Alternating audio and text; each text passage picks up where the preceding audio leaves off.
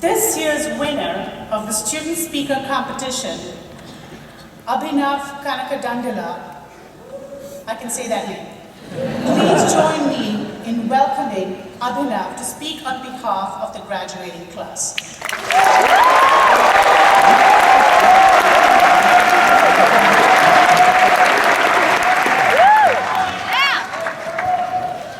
Hello. You guys are far too kind. Anyways, so wow, this is an odd moment for me. I stand before you today, a 21-year-old from suburban St. Louis, asked to deliver a speech in front of 600 of my fellow classmates, distinguished faculty, leaders of the business world, but most dauntingly, my father, whose lifelong dream of seeing his son become a cardiac surgeon has just been dealt its final, painful, and now very public blow. Sorry, Pop, I love you. You gotta do me. But perhaps most striking is the fact that I've been asked up here not to summarize my student career or deliver a brief autobiography, but to impart some sort of wisdom of how to approach the next chapter of our lives. And to me, that's ridiculous. I mean, I still remember the first day I moved into my freshman dorm, parking our minivan in between this decrepit parking lot with barbed wire fencing and the facade of a recently demolished cathedral, and being overwhelmed with absolutely no clue of what the next 4 years would offer. 4 years later, I stand before you no less baffled than I was in 2009, but I think that's completely okay.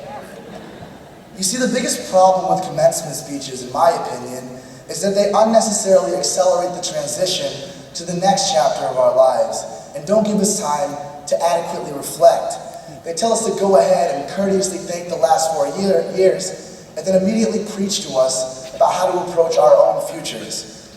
Now, I think it'd be foolish for me to stand up here and analyze a future that is yet to occur, but I do think it's so important that we slow down, breathe, and think about just what it is that we've done over the last 4 years at Stern, because I find it truly amazing. With that in mind, I'd like to share with you all 3 specific thoughts. My first thought has to do with establishing organic, long-standing connections. The most important part of our Stern experience is our network. And I know that sounds incredibly cliche, you've heard it a million times, but I promise I'm working towards something more profound.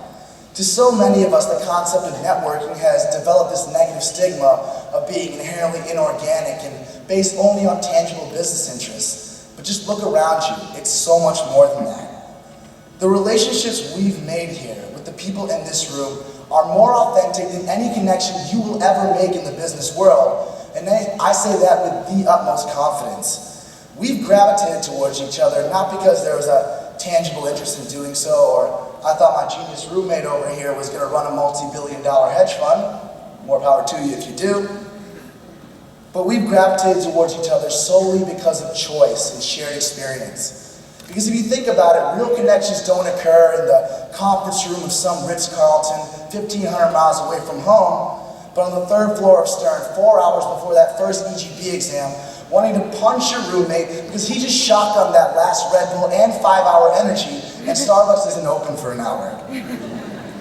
Real connections don't happen in the bunker on the back 9 of some generic Long Island golf course, but on a beach in Barcelona, after battling 15 hours of jet lag, watching the sunrise with your best friends before an 8 a.m. wake-up call during ISP.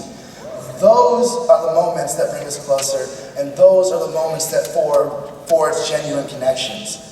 You were sitting in the same position as John Paulson and Aziz Ansari were just a few years before you. In this room, there are future business moguls and cultural architects. Reflect on that and know that the people in this room are your greatest asset going forward. My second thought has to do with where we are this very moment.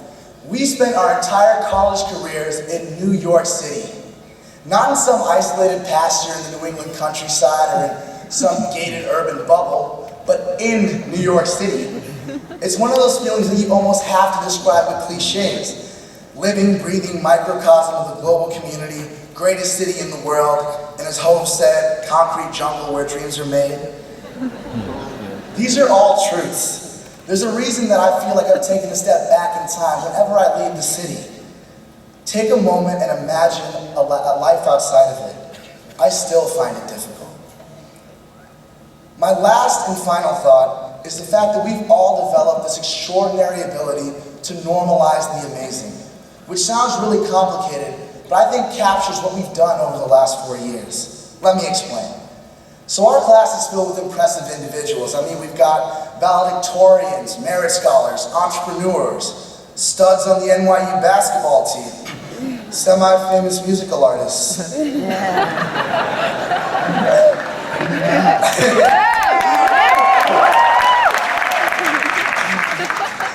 For that reason, everyone comes to CERN with a certain concealed arrogance and muted humility, which, to be honest, makes perfect sense.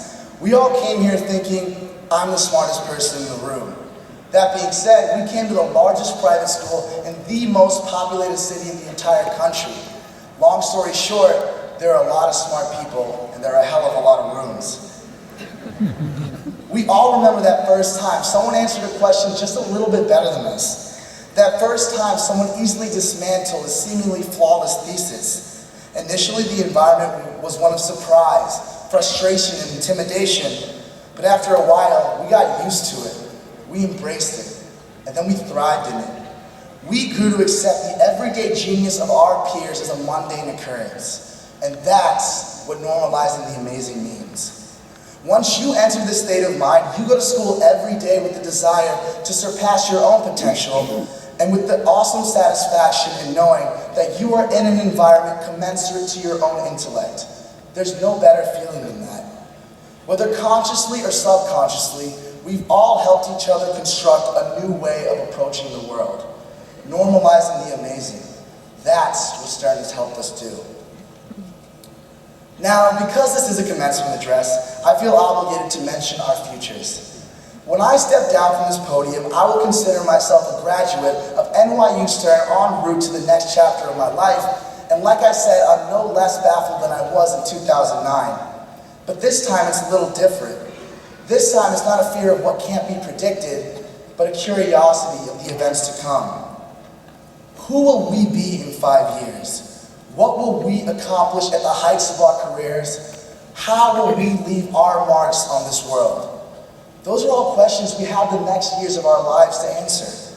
But today, right now, this is the last time we get to contemplate the individuals that we've become over the last 4 years. The individuals that we are today. So before I step down from this podium, before you crash Instagram with pictures outside Radio City, before you take that last, final leap of faith and look even further into an uncertain future, I urge you to slow down, breathe, and reflect one final time. Thank you and congratulations.